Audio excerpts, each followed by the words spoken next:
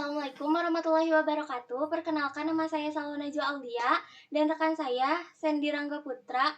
Di sini kami dari kelompok 10 akan membahas tentang manajemen keuangan dan struktur modal. Langsung saja, untuk pengertian struktur modal akan dijelaskan oleh rekan saya. Coba slide. Modal. Modal adalah sumber daya finansial yang digunakan oleh perusahaan untuk memulai pengembangan atau menjalankan operasional bisnisnya. Ada beberapa fungsi modal dalam dunia bisnis, antara lain adalah sebagai berikut. Memulai bisnis untuk membiayai pembelian aset, membayar biaya awal dan memulai operasional bisnis. Pembangunan bisnis, seperti yang sudah dijelaskan di atas. Modal juga bisa digunakan untuk mengembangkan bisnis, contohnya seperti memperluas fasilitas atau cabang, atau bisa juga memasuki pesan baru. Operasional harian. Modal diperlukan untuk menjalankan operasional harian perusahaan, seperti membayar gaji karyawan, membeli bahan baku, membayar biaya operahen, dan memenuhi kewajiban keuangan lainnya. Investasi. Selain dari 3 di atas, modal juga biasanya dapat digunakan untuk melakukan investasi jangka panjang, seperti akuisisi perusahaan lain atau ekspansi ke pasar internasional. Lalu selanjutnya di sini ada struktur modal.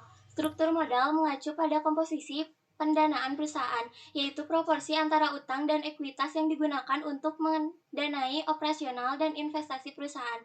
Ada 2 komponen utama dalam struktur modal.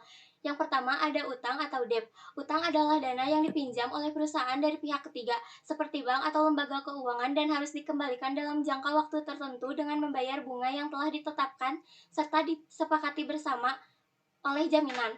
Keuntungan menggunakan utang adalah bunga yang dibayarkan dapat dikurangkan dari pendapatan perusahaan untuk tujuan perpajakan. Namun, utang juga bisa memberikan resiko yang tinggi terhadap keuangan perusahaan. Lalu, selanjutnya ada ekuitas atau equity. Ekuitas adalah dana yang ditanamkan oleh pemilik perusahaan atau pemegang saham.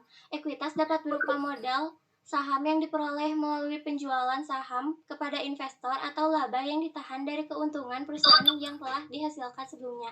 Keuntungan menggunakan ekuitas adalah tidak ada kewajiban pembayaran bunga dan dividen, hanya dibayarkan jika perusahaan menghasilkan laba. Namun, menggunakan terlalu banyak ekuitas dapat mengurangi keuntungan yang dapat diperoleh oleh pemegang saham. Selanjutnya, teori-teori dalam struktur modal. 1. Teori tidak relevan. Teori ini terdapat bahwa struktur modal tidak mempengaruhi nilai perusahaan, karena nilai perusahaan ditentukan oleh kebijakan investasi dan kebijakan dividen, bukan oleh seberapa banyak utang atau ekuitas yang digunakan. 2. Teori relevan. Teori ini menciptakan dasar bagi banyak analisis struktur modal, Modigliani, dan Miller. Teori ini juga mempunyai dua profesi dasar, yaitu proposition 1. Struktur modal tidak mempengaruhi nilai perusahaan jika tidak ada biaya keuangan dan tidak ada pajak. 2. Jika ada biaya keuangan atau pajak, struktur modal dapat mempengaruhi nilai perusahaan dan optimalis. Yang ketiga ada teori biaya keagenan. Teori ini menunjukkan bahwa konflik keagenan antara manajemen dan pemegang saham dapat mempengaruhi kebijakan struktur modal. Manajemen cenderung menggunakan utang untuk mendisiplinkan diri mereka sendiri agar tidak melakukan investasi yang tidak menguntungkan. Lalu yang terakhir ada teori keuangan asimetris. Teori ini berfokus pada informasi asimetris antara manajemen dan pemegang saham. Manajemen memiliki lebih banyak informasi tentang kondisi perusahaan daripada pemegang saham, dan ini dapat mempengaruhi kebijakan struktur modal.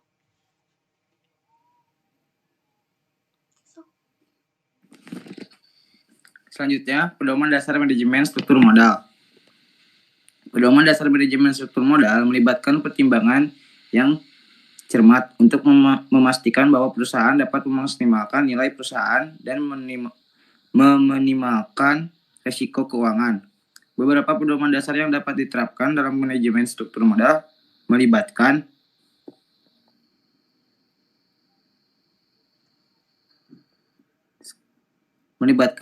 analisis risiko keuangan. Perusahaan harus melakukan analisis risiko keuangan secara menyeluruh, mencangkup penilai terhadap kemampuan perusahaan untuk menanggung beban utang, mengelola risiko bunga, dan memahami implikasi risiko keuangan terhadap struktur modal. Selanjutnya, biaya modal. Perusahaan harus memperhatikan biaya modal yang terkait dengan penggunaan utang dan ekuitas. Biaya modal mencangkup biaya bunga untuk utang dan tingkat pengembalian yang diharapkan oleh pemegang saham. Fleksibilitas keuangan. Struktur modal harus memberikan fleksibilitas keuangan kepada perusahaan terlalu banyak. Utang dapat membatasi kemampuan perusahaan untuk mengambil keputusan investasi atau menghadapi situasi keuangan yang sulit. Oleh karena itu, struktur modal harus dapat menyesuaikan diri dengan perusahaan, kondisi pasar, dan keuangan. Pertimbangan siklus bisnis. Manajemen struktur modal harus mempertimbangkan siklus bisnis perusahaan pada periode ekspansi. Perusahaan mungkin dapat mengambil lebih banyak utang untuk membiayai investasi. Namun selama periode kontraksi, perusahaan harus memastikan bahwa tingkat utang dapat diatasi.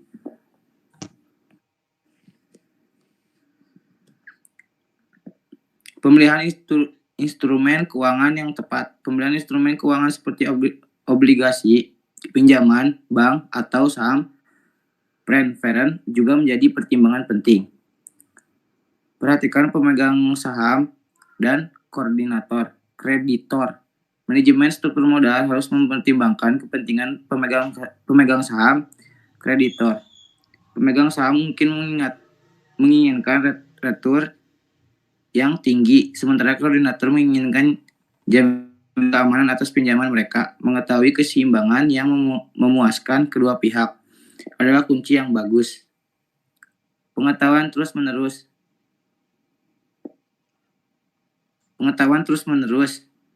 Struktur modal perlu dimonitor secara terus-menerus. Kondisi pasar dan keuangan dapat merubah, sehingga perusahaan harus siap untuk menyesuaikan struktur modal sesuai dengan kebutuhannya.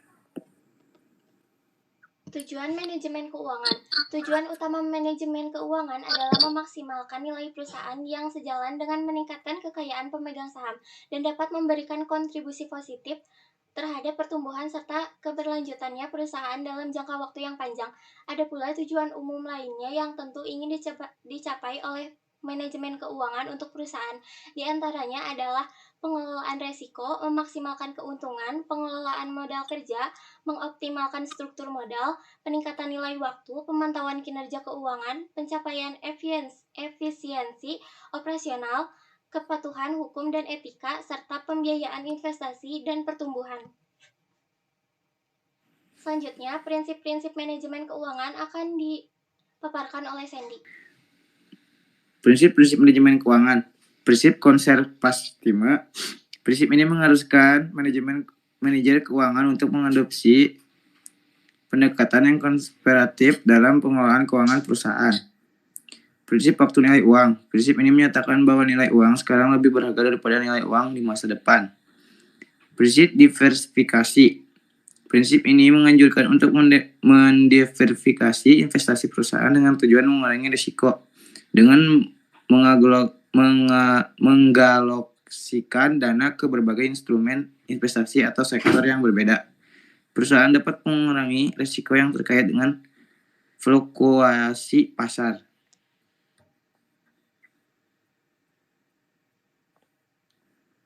Prinsip keterjangkauan. Prinsip ini menekankan pentingnya memastikan bahwa perusahaan memiliki cukup likuiditas atau dana yang tersedia untuk memenuhi kewajiban keuangan yang jatuh tempo. Prinsip keuangan Marx. Prinsip ini mengarahkan manajer keuangan untuk mengambil keputusan yang menghasilkan keuangan maksimal bagi perusahaan. Prinsip modal kerja. Prinsip ini berkaitan dengan pengelolaan aset dan kewajiban jangka pendek perusahaan.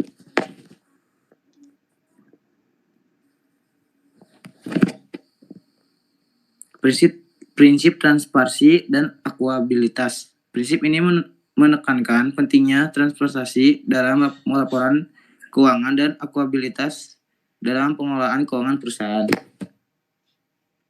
Selanjutnya, yang terakhir ada proses manajemen keuangan. Proses manajemen keuangan mencakup sejumlah langkah yang dirancang untuk memastikan pengelolaan keuangan yang efektif dan efisien dalam sebuah perusahaan atau organisasi.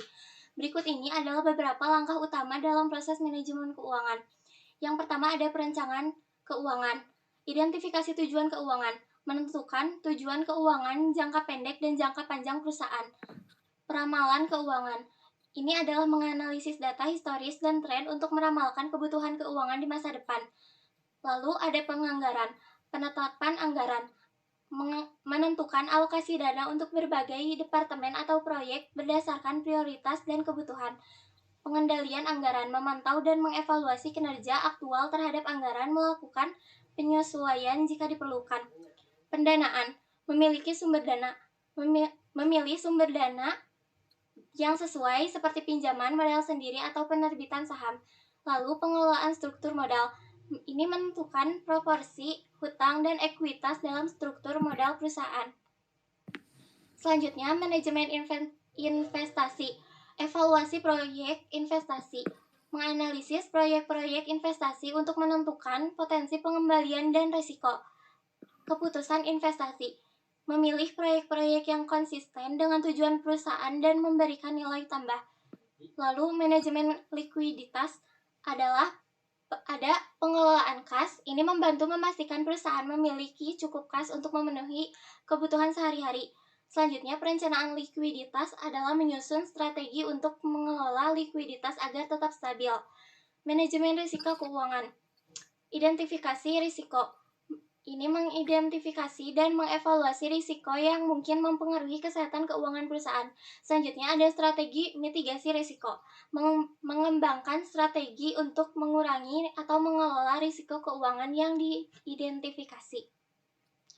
Pelaporan dan pengawasan. Pelaporan keuangan.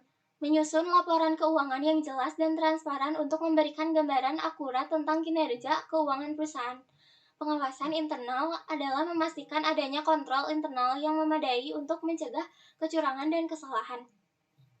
Selanjutnya yang terakhir ada evaluasi kinerja. Analisis kinerja. Mengevaluasi kinerja keuangan perusahaan secara berkala. Lalu yang terakhir penyesuaian strategi adalah mengadaptasi strategi keuangan berdasarkan hasil evaluasi kerja. Sekian dari kelompok kami. Mohon maaf bila ada kekurangan dan kesalahan. Wassalamualaikum warahmatullahi wabarakatuh.